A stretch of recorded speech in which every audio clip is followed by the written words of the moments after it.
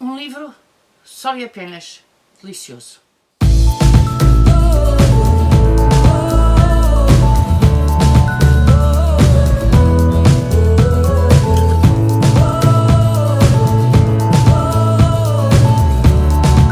Olá, eu sou Maria João do Livros Gosto e hoje venho falar de O Dicionário das Palavras Perdidas. Primeiro que tudo eu quero agradecer muito à Porto Editora ao facto de me ter enviado este livro, muito obrigada. Foi muito gentil da vossa parte e é um livro fabuloso, é um livro delicioso, é um livro que se começa a ler e dificilmente se para. É daqueles livros que não dá, quer dizer, nós queremos sempre saber mais e queremos descobrir que dicionário é este. Ora, a sinopse, eu não vou fazer spoilers, está na sinopse. A sinopse fala que em 1901 descobriu-se que no dicionário Oxford faltava uma palavra. A palavra era a palavra escrava. E os linguistas acabaram por se questionar sobre como é que tinha escapado do dicionário, ou como é que eles não tinham integrado no dicionário essa palavra. Ora, este livro é sobre a menina que roubou essa palavra. É muito engraçado perceber neste livro como é que o dicionário de Oxford foi construído de raiz. Esta jovem é filha de um dos linguistas que estava a trabalhar no dicionário de Oxford. Ela escondia-se debaixo da mesa onde eles trabalhavam e aqui contam-nos como é que a palavra escrava acaba por não ser incluída no dicionário e acaba por desaparecer na mão desta menina. Esta parte da construção do dicionário é uma parte muito interessante e é uma parte que eu, que sou ainda por cima de letras, achei mesmo muito engraçada ver os métodos que eles usavam, os métodos científicos que eles usavam na época para fazer o dicionário de Oxford.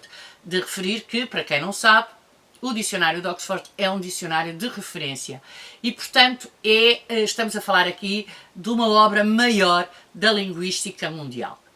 No entanto, para mim, este livro é muito mais do que apenas o dicionário. Este livro é a história de vida da Esme, que é esta menina que se escondia debaixo da mesa, e da sua paixão pelas palavras que estavam perdidas, pelas palavras que não eram utilizadas, pelas palavras que eram, se quiserem, abandonadas e renegadas por aqueles linguistas tão ilustres que constituíram o primeiro dicionário de Oxford. Mas também pela vida da Esme, por aquilo que a Esme faz enquanto pessoa, enquanto jovem, enquanto mulher. Sendo jovem, sendo mulher no princípio do século, havia um papel que supostamente lhe estava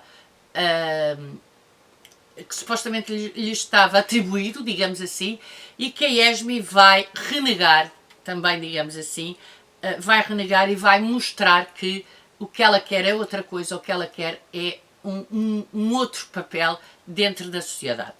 Simultaneamente, é um livro de amor pelas palavras, é um livro de amor pela língua e isso é um livro que cativa qualquer leitor que goste muito de ler e que perceba que existe por trás de cada palavra este aspecto mais sentimental que vai para além do seu significado e que vai para além da sua posição ou vai para além do valor que lhe é atribuído dentro de uma frase. É um livro também que questiona exatamente o facto da Esme ser uma mulher e pelo facto de as palavras terem significados diferentes para os homens ou para as mulheres. Isto é muito inovador.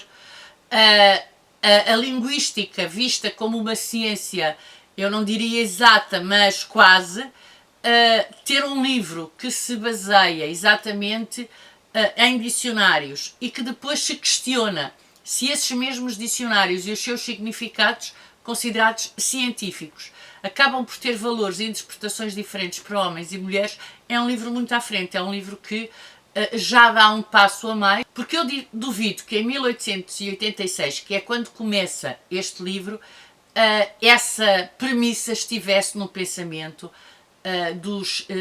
dos linguistas que criaram este livro. Obviamente, sendo uma história de vida, nós vamos acompanhando a vida da Esme e vamos simultaneamente acompanhando a vida do mundo.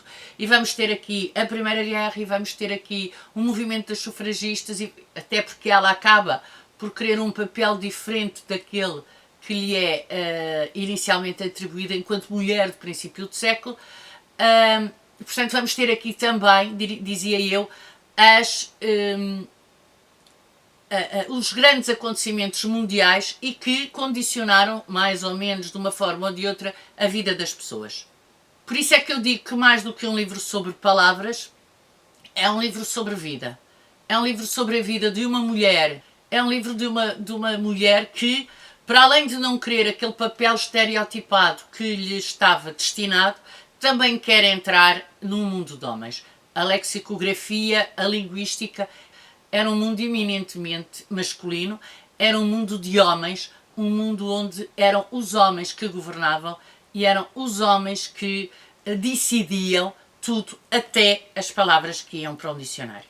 E é assim que a ESMI cria este dicionário das palavras perdidas, ou seja, a ESMI vai guardando aquelas palavras que para ela lhe dizem muito e que não são escolhidas para o dicionário, não são valorizadas por estes homens. No fundo, elas juntam um conjunto de palavras que, não sendo tão eruditas e tão utilizadas em literatura como aquelas que foram selecionadas, acabam por ser palavras que são utilizadas no dia a dia pelas pessoas e acabam por ter essa validação pelo uso que lhes é dado, que lhes são dadas por aqueles que as utilizam. É muito engraçado perceber também a evolução de como se vê hoje os dicionários e como se viam os dicionários naquela altura quando começaram a surgir e como é que eram decididas quais as palavras que entravam no dicionário e quais as palavras que não entraram no dicionário. Isto fez-me lembrar, há uns anos atrás, uma polémica que houve sobre a introdução da palavra bué no dicionário ou não, que acabou por ser introduzida por exatamente questões neste caso já não era de validação, porque a palavra era muito usada na altura, mas por o facto de ser um empréstimo, por ser um estrangeirismo e, portanto, por ser algo que nós fomos buscar a outra língua e que nos apropriámos dela. Fizemos isso com N palavras, mas esta levantou alguma polémica, até porque era uma palavra que era considerada calão, gíria, uma palavra, lá está, uma palavra menos erudita. E se calhar, pensando bem, nem sequer evoluímos tanto quanto isso. É um livro sobre livros, é um livro sobre palavras, é um livro eminentemente sobre palavras, mais do que sobre livros. É um livro que aquece o coração e é um livro que entusiasma qualquer leitor que se chame a si mesmo leitor e que tenha a paixão da leitura. Saber como é que estas coisas aparecem, saber como é que estes elementos que nos são tão úteis hoje em dia, ninguém lhe passa para a cabeça quando tem alguma dúvida não utilizar um dicionário, saber como é que eles foram criados, nomeadamente um dicionário com este prestígio, é algo muito interessante. Não é de todo um livro de não ficção, é um romance, é um livro de ficção, portanto, misturado com tudo isto que pode ter um interesse científico, temos a vida da ESMA e temos a vida desta jovem e daqueles que lutaram para criar o dicionário de Oxford e acreditem, não foi fácil, demorou muitos anos e levantou grandes problemáticas. Por último, queria chamar a atenção para esta capa que é lindíssima e que mistura pedacinhos de papel com flores e com uma mala. Esta capa faz todo o sentido em relação ao livro, é uma capa explicada pelo livro e é uma capa, na minha opinião, lindíssima. Parabéns à Porto Editora, porque eu achei esta capa mesmo muito, muito bonita. E pronto, aqui fica a minha opinião sobre o dicionário das palavras perdidas. Digam-me se já leram, digam se estão a pensar ler, digam de vossa justiça e vemos no próximo vídeo. Tchau, até ao próximo vídeo.